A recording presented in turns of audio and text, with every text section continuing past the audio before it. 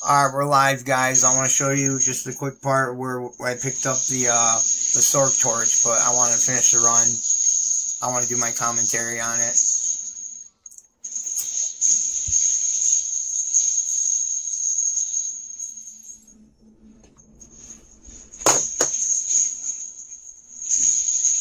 Some righteous bud.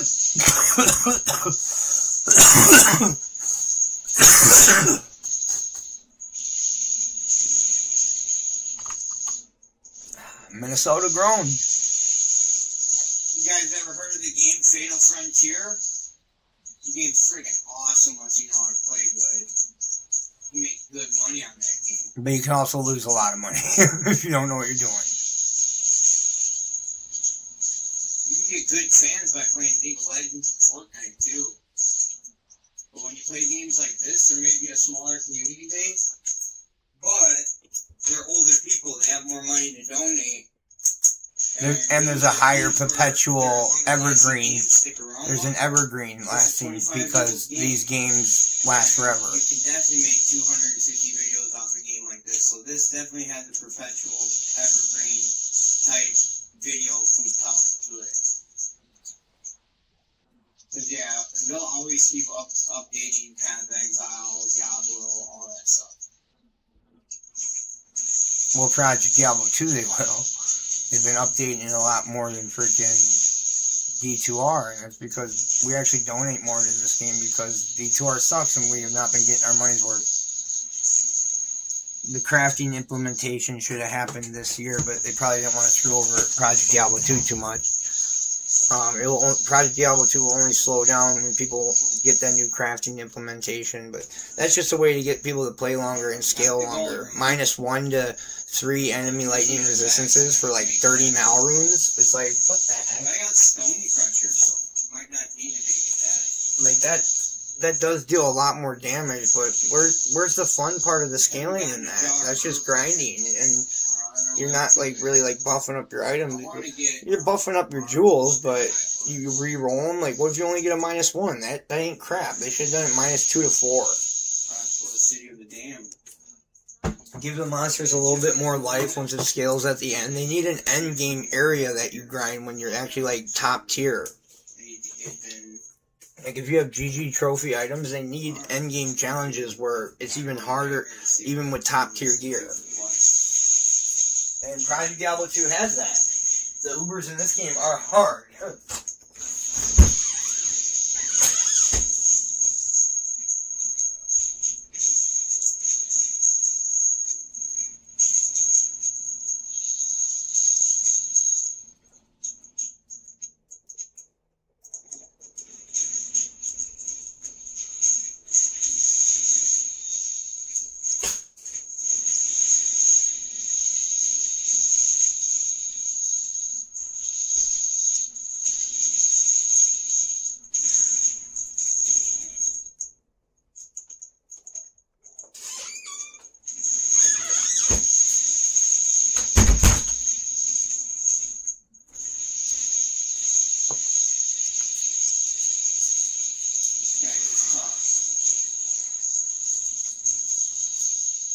One sec, guys. I gotta take my meds at 8. I'll probably be a little more relaxed, but usually know what happens then, too. I always want to plan to play, but then I get way too tired from them. You guys always see me nodding out after I take my nighttime meds. It's not any narcotics or anything. They're just really sedating.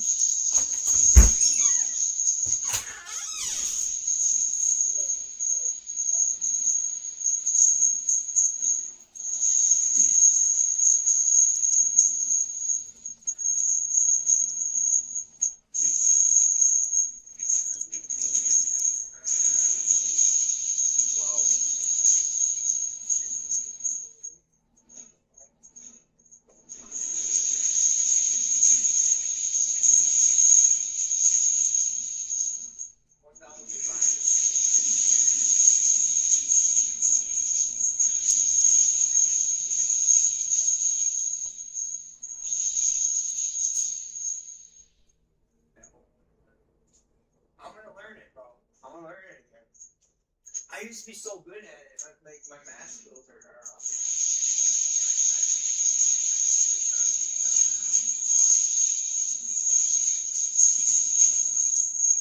changing my loot filter.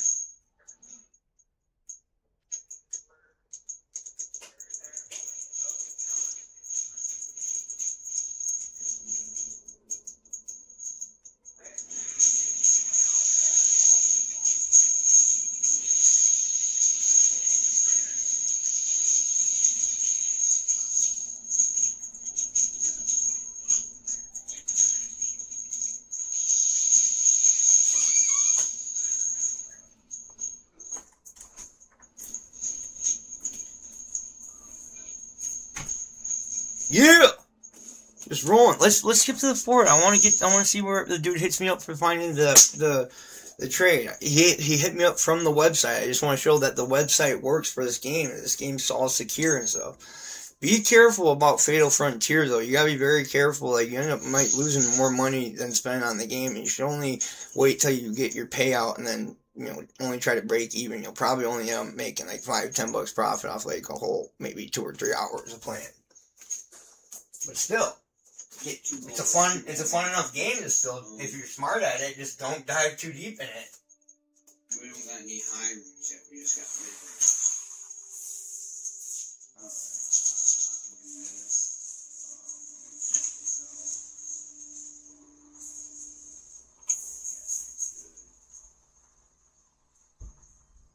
Oh, and I also need to warn you guys, before you try Fatal Frontier, always research it to make sure if you're downloading it right, and that it's not, an impersonation of a site, because then, yeah, your identity could be hacked and all your shit will be gone.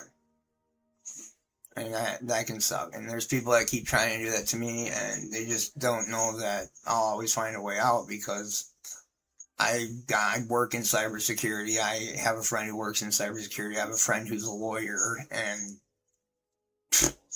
like, I just don't try to make enemies, man. I'm trying to make peace with this dude, but I know there's a few people after me, but I know this main dude is just still mad at me from something 7 years ago, even though it's kind of his fault what happened. I don't know if it was even anymore, but it just seemed like he was chasing after me, and he threatened me and ran at me, and he said he was going to attack me and kill me.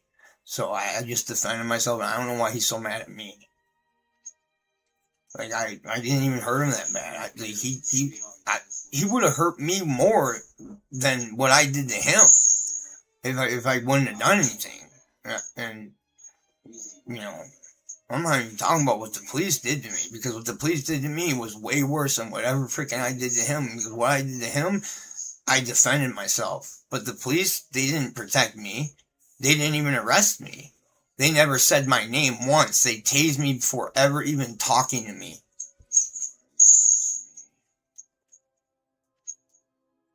And then they suffocated me after tasing me 3 times. Can you believe that? Minneapolis police. I haven't done anything to deserve that. I haven't done anything wrong. I've never done anything to hurt anybody since I was 14. And violence only teaches people violence, but they don't understand. They killed me.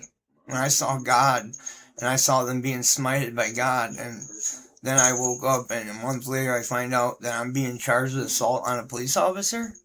When they tased me 3 times and suffocated me? What's the point of tasing someone 3 times and then suffocating them? To try to fuck up their memory so they don't remember that night. And excuse my language, but that is really unfiltered, because I do have Tourette's. They don't understand. I'm a disabled patriot, honestly. They don't understand my past or history or anything. They read things off pieces of paper and think they know me. And they try calling me a saint when they try saying I'm not a saint when they haven't even met me, and they just met me, and try saying, Grant, I already know you're not a saint. I'm like, you don't know a thing about me. I'm more a saint than you will ever be, because to try to judge someone like that when you've only met me twice and have sat down and only talked with me about cases that I was only trying to help you solve. Like, good luck ever trying to get people to help, inform you of bad stuff when you're treating them horribly, and you can't even trust them, because, you know what? Once they actually find out that you're wrong and that I was right, they already have. So, how stupid do you look now? You let a lot of people get hurt, and you try to screw over the one person right here who's actually solving a lot of problems that you couldn't solve, Mr. Policeman. I'm not, and police women who treated me disrespectfully, but there's about 3, but other than that, I don't care about that too much. I mean, but there's also a lot of police officers, the majority who actually treated me with respect, so for that, you know, I'm going to say I forgive all you guys out there. Maybe you just do your job a little bit more like the other ones out there. That's all I'm going to say.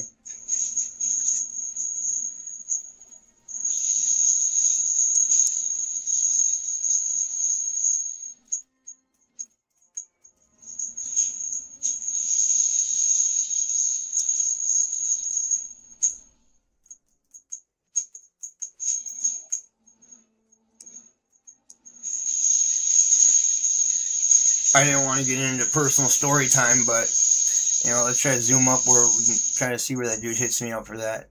Maybe story at the end. Oh, yeah, here's where the trades are going on. But I don't know why he just drops him on the ground. I joined his game where he hit me up. Oh, I want to show you the part where he hits me up. So I was checking my views and stuff. While I was just beatboxing, I was just waiting around.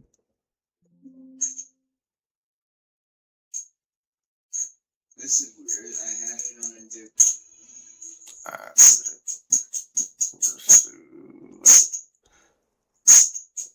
Come on.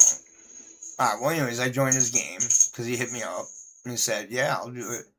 He already has the Hellfire Torch on the ground eventually. He already has it on the ground. Like, I could have just left without it. I'm like, Ohm for torch? And he just has it on the ground. I just go and pick it up. And then I go get the Ohm. But I could just left. And then when I'm like, I want to trade one of these galls for an instant amount so I can create a CTA afterwards. I type in watch, and then he drops the instant mail on the ground. It's like, people are too nice and generous in this game. Why do they trade like that? I mean, aren't the trade screens secure? I mean, they are, honestly. I mean, why is he says can drop. I'm like, why would you drop? What if he like crashed out of the game or something or something? You know, he's like, this one's the Amazon, this one's the Sword Torch. Alright, we got a Sword Torch now. We got a Sword Torch and Amazon Torch now. Nice, we got our Sword Torch. Oh, that's a nice Sword Torch. Yeah? Yeah. That's a 5818. Holy crap.